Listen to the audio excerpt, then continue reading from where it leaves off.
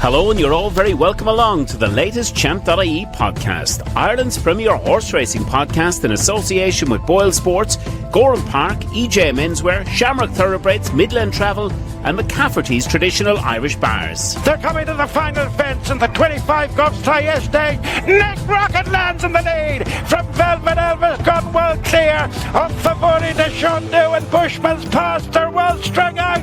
Nick Rocket on the stand side for win number 10 in the race for Willie Mullins. Enter our Champ.ie headline competition in association with Midland Travel, where you could win a trip for two to the Cheltenham Festival 2026. For a chance to win, simply subscribe to the Champ.ie podcast on YouTube if you haven't already, and scan the QR code to enter your competition details today. We look forward to discussing your weekly #5cast selections in the comment section below. Hello, and you're all very welcome along to the latest edition of the Champ.ie podcast. It is season 7. It's episode 27 in association with Gorham Park, Boyle Sports, EJ Menswear, Shamrock Thoroughbreds, McCafferty's Irish Bars and Midland Travel. Well, as always, Barry Doyle is going to be with me. We're going to be looking ahead to the 12 big handicap races at Cheltenham next week, and we are in for a great show. We've also got our very special guest here from Darragh O'Keeffe. We're going to be hearing from Darragh. He's got some big mounts at the festival next week also. But before we start, Barry, and look into the handicaps, I know of one man who's packing his suitcase, and that was the winner, of course, of the competition we had over the last number of weeks in association with Midland Travel, and Fintan Finnegan. He is on his way to the Cotswolds for Gold Cup Day, but not alone that. I believe you've still some prizes to give away. Yeah, absolutely, Dave. Fintan, and he's taken the wife as well. So there you are. From County Galway, fair play. Gold Cup Day, I do believe he's heading to the Cotswolds. So yes, well, the first race we look at of the handicap races, of course, is always very competitive. Fred Winter on Tuesday, Barry. Yes, Dave, you should tread with caution always in the Fred Winter, Dave, knowing that Gaelic Warrior was beaten in this race off 129. So bear that in mind when placing your bets. The Irish, of course, have had a good record in this traditionally, Dave, taking the last 8 renewals of the race, and Joseph has won 3 of the last 7. He has digged them in here. The ground drying out maybe for the first part of the week is definitely a positive for him. He got the 3 runs in early, good form on the level. Finished 5th, I do believe, in a Gorham Park Classic as well. He's a horse that, I suppose, the fact that they got the 3 runs in early, Dave, he was on the short list, rated 131, as was Amez for James Owen. I think both of those could run big races. But Secret Force, Dave, 20-1 each way. Gavin Cromwell, the winner yesterday at Naas as we're recording. 124, Dave, would have got you into the Fred Winter for the last 5 years. Now, I liked what this horse done earlier on in the campaign. Really good performance when winning by 7 lengths, beat Adrian, who's, of course, rated 122 now, Ted Walsh's runner. Was given her £12 on that occasion. I thought that was a good run. Really liked what he did from the back of the last, how he opened up. And he's a good jumper. I think a stronger pace in a Fred Winter with a big field. He'll be held up. He'll be coming from off the pace. That'll suit him. He's an ex-Godolphin, horse by Frankel. I think the nicer ground, a strong gallop, that will really suit this horse. If he gets in right down the bottom of the way, it's Secret Force, 20-1. I thought he was overpriced, as mentioned. He drifted in Cheltenham. Gavin's horses weren't really firing at the time. He had a winner, as we mentioned yesterday, at Naas. He was an eye catcher at Musselburgh last time to qualify. He was only beaten 3 lengths, staying on strongly at the line. I'd give him a live each way chance, Dave. Secret Force, he's 20-1, and as mentioned, 124 would have got you into the Fred Winter for the last 5 years. So fingers crossed, Secret Force would be the pick, but I would respect them. Yes, the Ultimate Chase is the one we look at next. And of course, I thought Barry J.P. McManus could have a very big say on the outcome of this race. Yes, Jaguar, of course, unexposed, moving up in trip. Iroko, some really good form. Of course, that Graduation Chase form looks okay behind the Jukebox Man. He went on to win the King George, of course. And one horse that does have form tied in with the Jukebox Man as well, Davis Highland. And I thought he ticked plenty of boxes, 12-1 in the market. I think there's 2 things you need in the Ultima. Irish trainers, obviously, that's been well documented. 0 from 51 in terms of Irish trained runners in the last 20 years. But Highland, the one thing he has is course experience. That's what you need for this traditionally, Dave, and proven stamina. And I thought he looked well treated on the face of his old form. Of course, as a novice, he was only beaten 2 lengths by the Jukebox Man, who is now rated 168, Dave. That was in the Feltham at Kempton. So on the face of it, looking at his back form here, He could be, £20 well in here if you're taking that literally. He's only had 3 runs this season. He's not going to get into the Nationals. So it's been all about the Ultimate. This is his Gold Cup for the season. And, looking at good to soft ground for the start of the week, Dave, that would be a positive. Iroko, as mentioned, that was a good run at Haydock behind the Jukebox Man. He was 4th in the Grand National. I think he'll run well, but he's a big weight to carry, Dave. Highland, 12-1, off 143. He's 3 wins from 5 at Cheltenham. He loves the place, and that's what you need in the Ultimate. So Highland, one of my stronger fancies, I suppose, in the handicaps this week.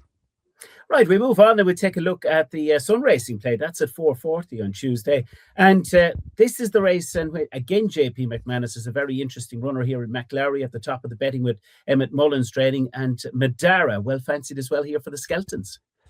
Yes, I think, Irish trainers were mentioning in the Ultimate, Dave, they actually don't have a bad record in the plate. And unexposed horses, I think 10 of the last 12 winners have had no more than 10 chase runs. So couple on the short list, both Irish trained.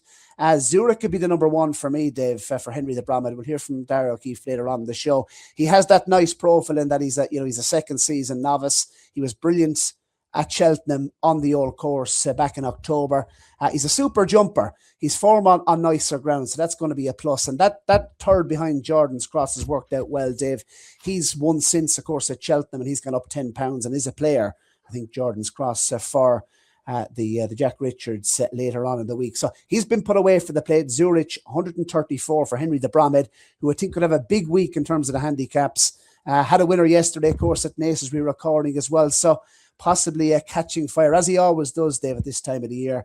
But he'd have a nice racing weight, Zurich, off 134.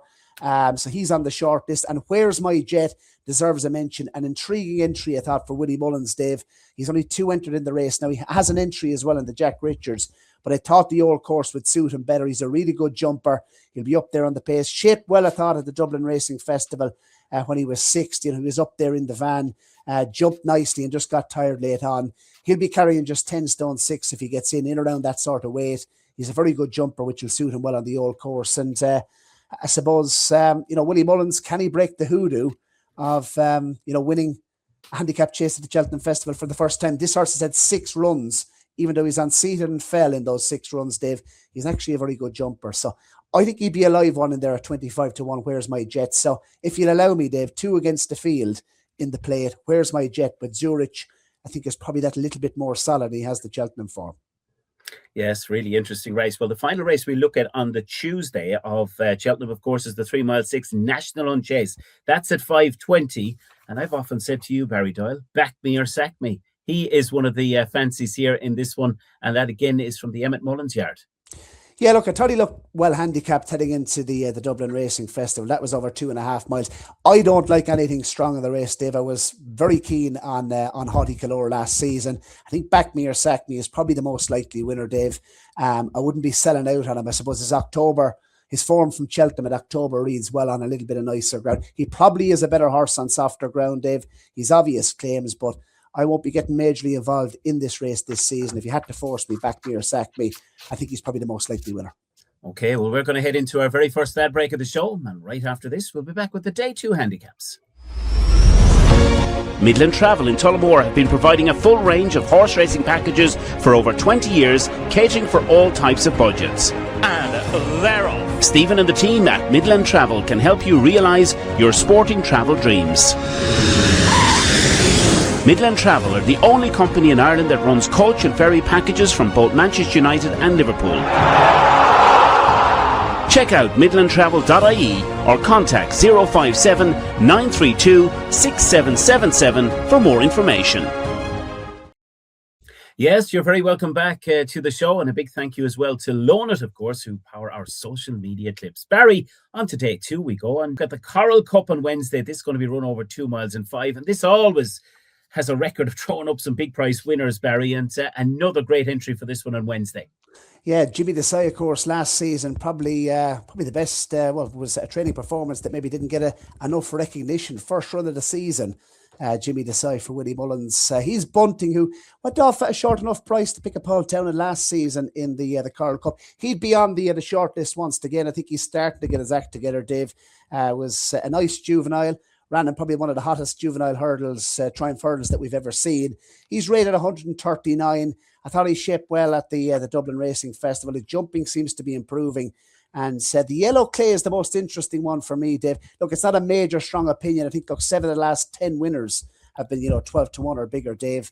You can get big price winners at a race. 9 of the last 12 carried 11 stone or more. So you can look towards the front end of the markers. 2 against the field, the yellow clay and Bunting. But the yellow clay, I suppose, if you got the likes of Josh Williamson maybe on board, taking off a couple of pounds. I mean, he's a horse, Dave, as we know, came alive at the festival last season. He was very well supported, very well punted ahead of the turners. He'll appreciate the nicer ground. I think Gordon has said that he's been below par. He was a horse I thought would shape up into a Stayers hurdle horse this season. So, you know what, Josh Williamson's claim, if that's the route Gordon Elliott chooses to go here, he's 14 to 1 at the moment. He would be the number 1 pick, Dave. He's form over the course and distance. Second, only beaten a couple of lengths to the New Lion, who's favourite for the champion hurdle. So the yellow clay, we haven't seen the best of him this season. Nice ground. He'd be the number 1 pick for me in the car. Well, outside of the Grade 1 action during the week at Cheltenham, this is one of my favourite races, and that is the cross-country. This is always a great spectacle on Wednesday, and I really have a strong fancy for Stumptown. Gavin Cromwell's runner, and let's hope Keith Donoghue gets the leg over on Stumptown. But currently short enough in the betting, but I just love this, Barry. Yeah, of course, you could probably build a statue of Keith Donoghue in the cross-country course. He's won 5 of the last 7 renewals. There's not much, we don't need to spend much more time here, Dave. It's hard to oppose Keith here. It is, and it's that kind of a race. You don't pile into anything really in the cross-country, but it's always great to have an interest in it. Right, the final race we look at on the Wednesday then, Barry, is the 2 Mile Grand Annual. That's going to be at 20 to 5 on Wednesday afternoon. Yeah, one of my stronger fancies, Dave, in the handicaps of the week comes in this. And in the pocket, we must remember, Dave, that this horse was favoured for an Arkle once upon a time. He's obviously a 9-year-old with just 12 career starts. So he had a couple of setbacks in his career, but he's still lightly raced. He's 3 pounds lower, Dave, in the pocket over fences, than his hurdles mark of 149. 0 British tax. That was eye-catching. The BHA, the British handicapper here hasn't added any, I suppose, handicap tax, which is a positive. A Grade 1 winner over hurdles, of course, 4th in the Supreme, only beaten 6 lengths by Marine National. We know what he's got on to achieve over fences, rated 169. I thought there was signs of life in terms of in the pocket at the Dublin Racing Festival, where he was 5th. And Jacob's Ladder, of course, was a good winner, well backed on that occasion at Leopardstown, and so he's gone on to win a Grade 3 since. So the form has worked out well. Henry won the Grand Annual with Mascada back in 2023, Dave, and JP has been unlucky. He's hit the crossbar on 3 occasions in this race in the last 5 years.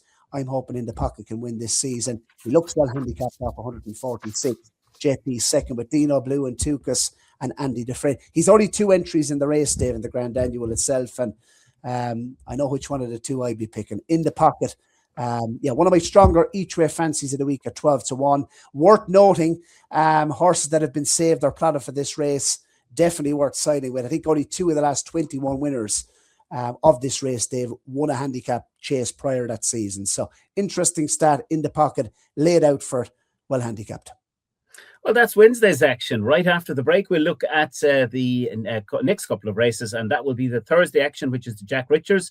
We'll take a look at the Pertemps final and also the Kimmuir.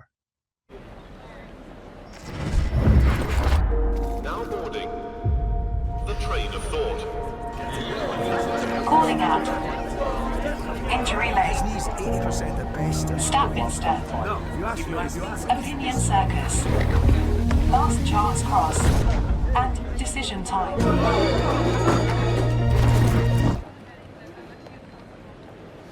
Back yourself. Boyle Sports.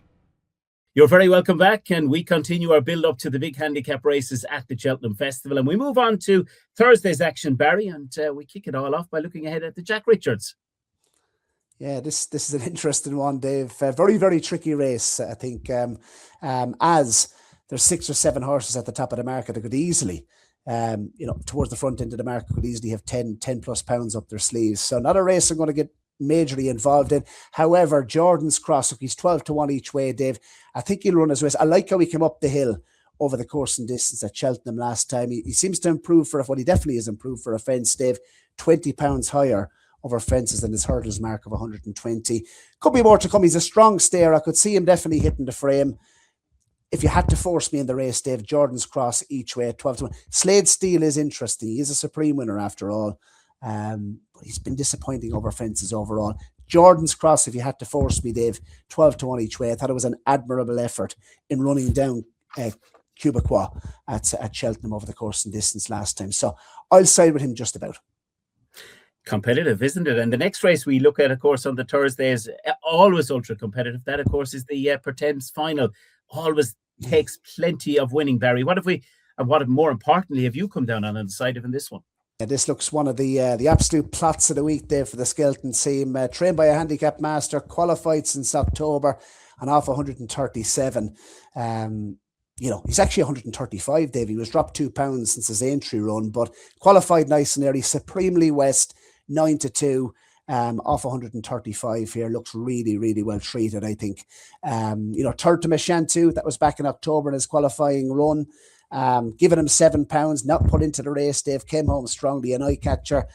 And we know what Mashantu's gone on to do. He's improved £25 since. The second has won since, so the form looks rock solid. Let Us could be interesting down the bottom of the weights as well for Tony Mullins. I'd have slight ground concerns about him, but he could be a danger off 132, the Brown Lad winner. But how, Supremely West back down to 135. He looks really well in here. He's proven over 3 miles. Little bit of juice maybe coming later on in the week. Wouldn't inconvenience him, Davies by Westerner, but a strong stayer. Comes here fresh. Hasn't run since entry. 135, Dave. That could be he could be really well plotted. Could be well plotted. And I think, what about Jericho the Repine? He runs a course in the next race that we take a look at. That's in the Kinmure. And, the more you look at it, as we are looking at the handicaps, like outside of the grade ones, what a week JP McManus could have next week. Yeah, certainly could. Look, I think the Kinmures, if you were to force me in the Kinmure, Dave, maybe Waterford Whispers, but again, it's not a race. The Irish have dominated it traditionally. I don't like Jericho the Repine jumping, Dave, but to use the old phrase, it's amazing how well they jump when they have to jump. He was a good second, of course, at the Cheltenham Festival last season in the Pertemps. I'd say he'll stay to 3 mile 2, but his jumping will be a small bit of a concern in all honesty. Not a race I'll be getting majorly involved in. One to mention, Gordon Elliott's runner, the Gigginstown runner, was fourth in the name escapes me, Dave, but was fourth in the Grand National trial. Prend Garde à la Trois, I think is the name, Dave. He could be interesting. I thought he hit the line nicely in fourth. Gigginstown, horses built for the Kinmure, really, Dave, and he could be interesting for Gordon Elliott, but not a race, once again, that will be getting majorly involved in. Yeah, it's wide open, certainly. Right, we're going to head into our next ad break on the show, and right after this, we will hear from our very special guest, Darragh O'Keeffe.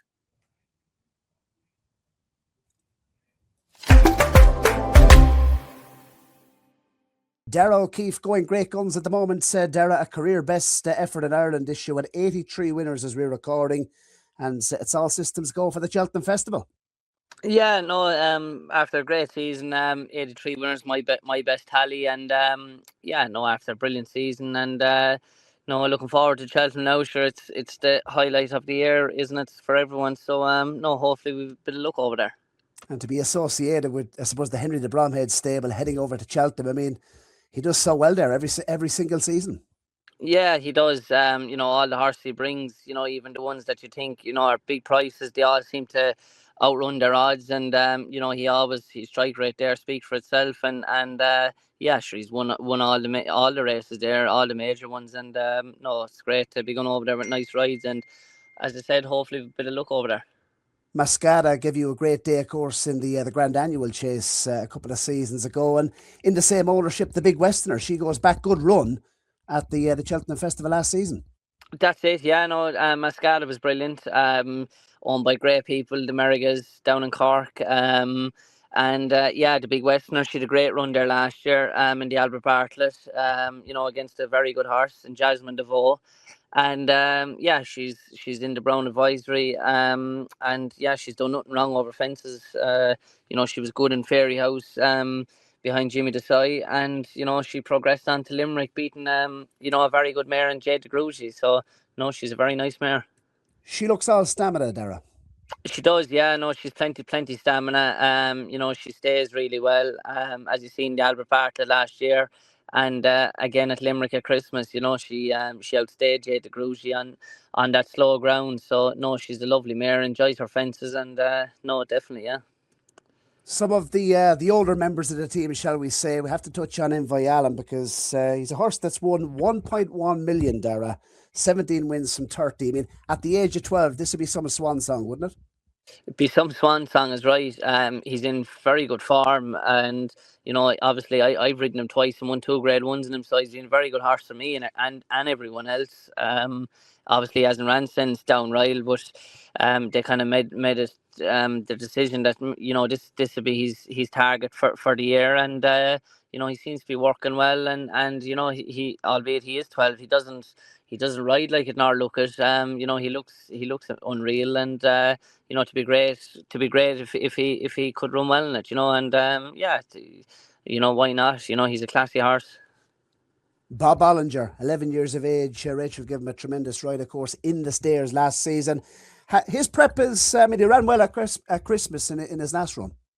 Yeah, I'd say he's run a Christmas this year probably looks a bit better than last year. I thought the race this year. We went a very strong gallop on the day, and it was his first run of the year this year, and he's obviously going to come on from it, and obviously this has been his main target since then. And I thought he went to the 9 nicely in Leopardstown behind Tihupu, and no, definitely he's the reigning champ, and he's the one I think they'll all have to beat again with a bit of luck. Same ownership, Hartwood. Do you think he has improved this year? He was good in Tramore. He was very good in Tramore, yeah. He's had a good season. He was good in Punchestown early on the year as well. But he was very good at Tramore. He jumped brilliant on the day. And look, in the Ryanair, sure, it's all up in the air at the minute. What won't run? I'd say, looking at it, it's definitely not going to be a big field. But yeah, he ran really well in the race last year, behind obviously a very impressive Factor Foil, and if he runs here, it'll be hard to beat him again. But Hartwood is solid, always runs his race, and I'm sure he'll run it again.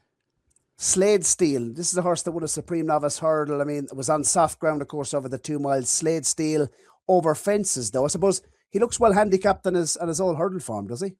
Yeah, he does, and I even when you look at all his runs over fences, like he's always been beaten by even good horses and that, and maybe the last day in Navan, maybe a little disappointed he didn't win, but thought on the day the ground was bad, and he got brought down in Punchestown the time before it, and he was going very easily, but I didn't really get the same feel off him at any stage of the race the last day, so I don't think he really turned up, to be honest. But I think, as you said, off his mark, I think he'll be very competitive in that Jack Richards Novice Handicap Chase. He is a supreme winner, so he has that bit of class about him, and he seems to be in very good form at home. So yeah, I definitely think he'd have a good chance in that. Another one that centred in the Jack Richards is Zurich. Now this one gave you a lovely win. He jumped brilliant, didn't he?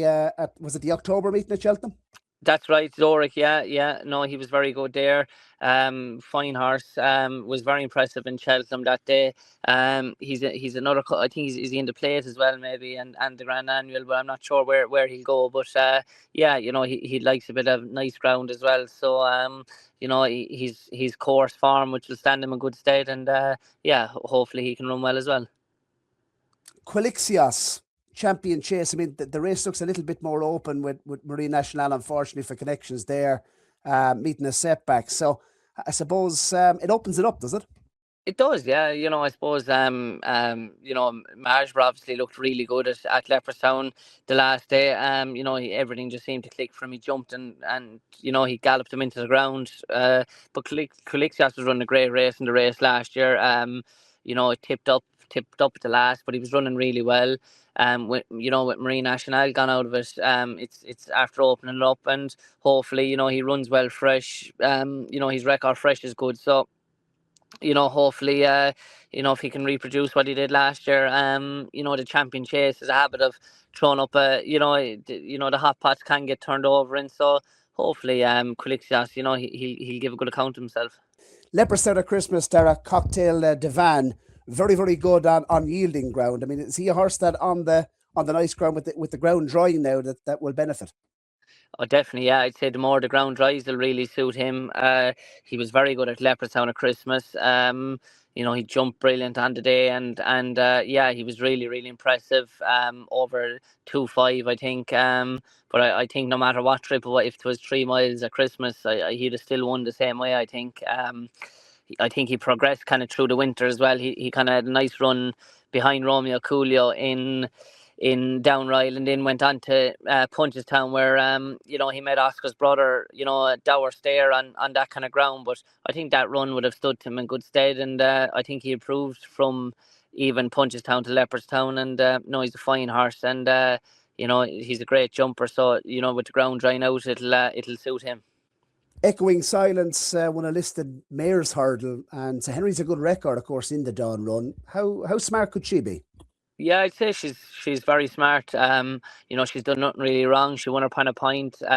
She was a little disappointing in her first run in a maiden hurdle, but she wasn't quite right, I think, when they got her home. But then she won a bumper, and I won a maiden on her in Cork, and that actually race hasn't worked out too bad. With Colin Murphy's mare in behind her has come out and franked it since. And then she went to Punchestown, and it was a steadily run race, but we were a bit unsure about the ground for that day, but I thought she quickened up well, and I thought she's a mare that she always only does what she has to do, and I thought she was a snug winner at Punchestown. So she's a fine mare.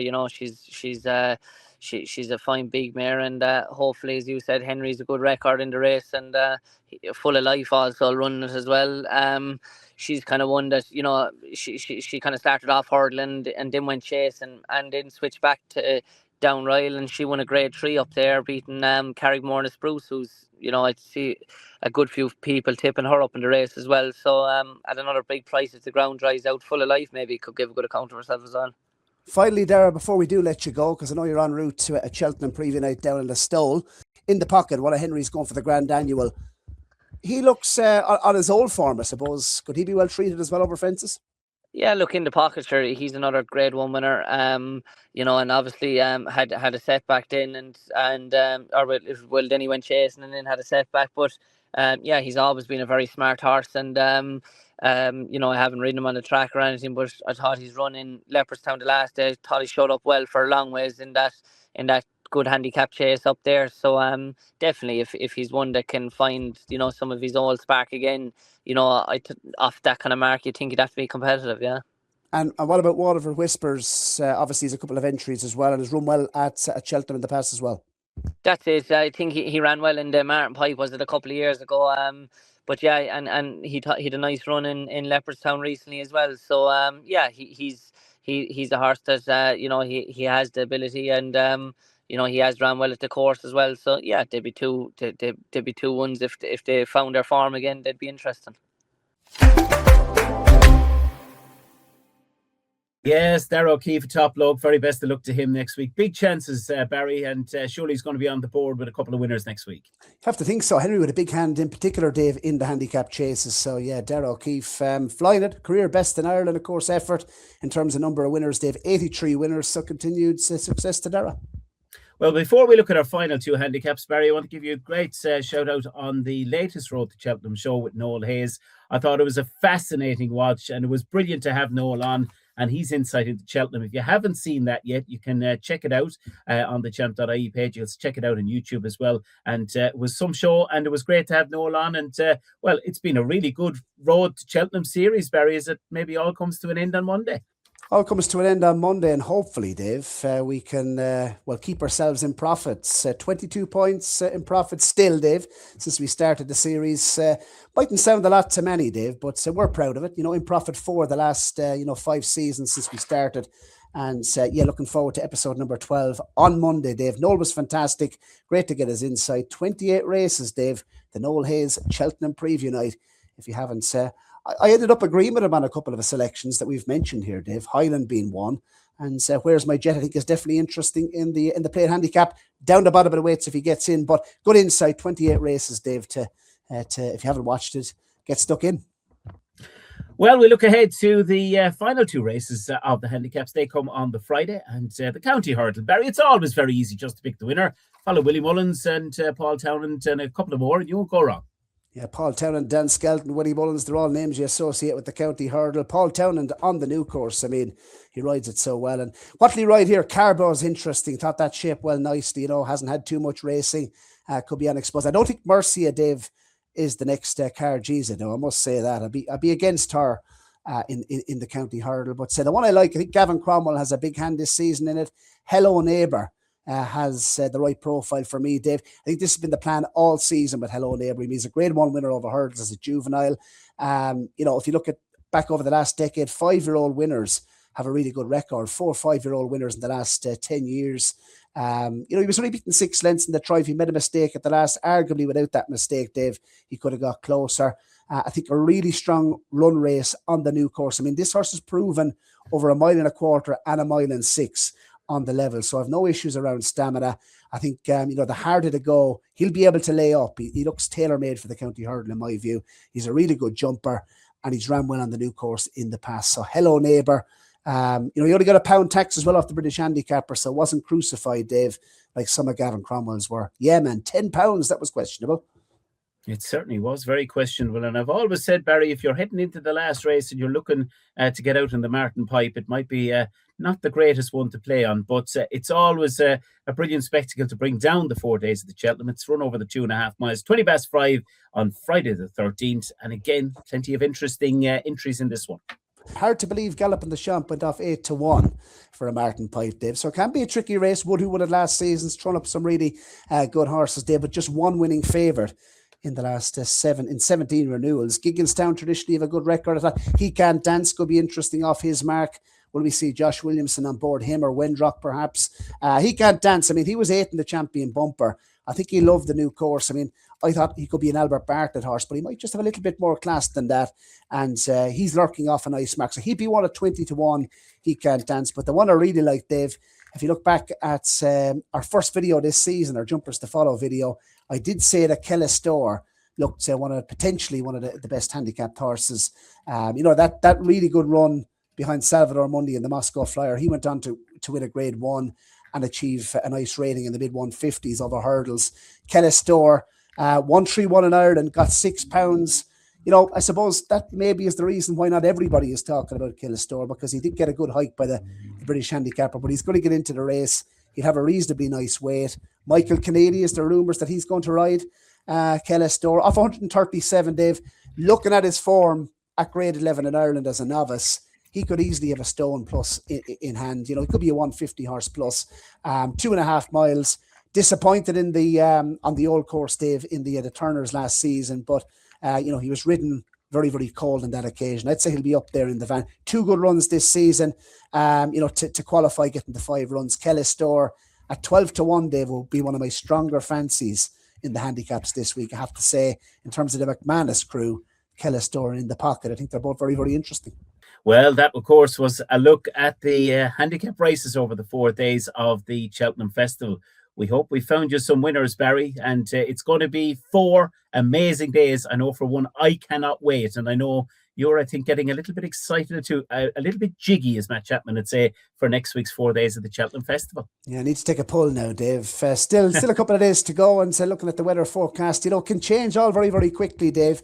As we're recording, rain is scheduled for later on in the week, so as I said, Fintan Finnegan, Dave, and the wife, make sure to bring the umbrella. Big congratulations to Fintan, the winner of of course, the headline prize this season, thanks to Midland Travel. Big thank you, as always, Dave, to the sponsors. Gorn Park Racing on Saturday at Gorn, if anyone's knocking about. Really good card there once again. Has trot up some good horses in the past, Dave, on the eve of the Cheltenham Festival. And Ergamine won his maiden hurdle, of course, at this meeting. As a hurdler, of course, and he only had the one start, I think, over hurdles and Ergamine before going chasing. Boyle Sports, our betting partner, of course, Dave. EJ Menswear. If you're heading to the festival itself, Dave, they'll kit you out. EJ and the team, Tom and all the lads up there in Sligo. Shamrock Thoroughbreds, of course, going great guns every Friday night in Dundalk. And McCafferty's traditional Irish bars. Big thank you, Dave, to everyone who makes it happen. And hopefully we found the viewers some winners ahead of the handicaps. Absolutely, and a big shout out as well to Boyle Sports. Big week for them next week, Barry, of course. And in the first race every day of the festival with, if you hold yourself a Boyle Extra card, and to get one of those, it takes 2 minutes to do so. And if you do, it will be money back on all losers on the first race of the 4 days of the Cheltenham Festival. Well, as always, we hope you've enjoyed this latest edition of the Champ.ie Horse Racing Podcast. We hope you have a brilliant Cheltenham, and we'll be back with you very soon again with some more great content. From Dundalk to Longchamp, from the Galway races to the Breeders' Cup, Shamrock Thoroughbreds recently celebrated their 100th winner, and Ireland's leading racehorse syndicate has taken owners all over the world. Shamrock Thoroughbreds founder Stephen Thorne remarkably won the Winter Trainers' Championship at Dundalk during his first season as a racehorse trainer. To experience success with Shamrock Thoroughbreds and Stephen Thorne Racing, check out shamrockthoroughbreds.com.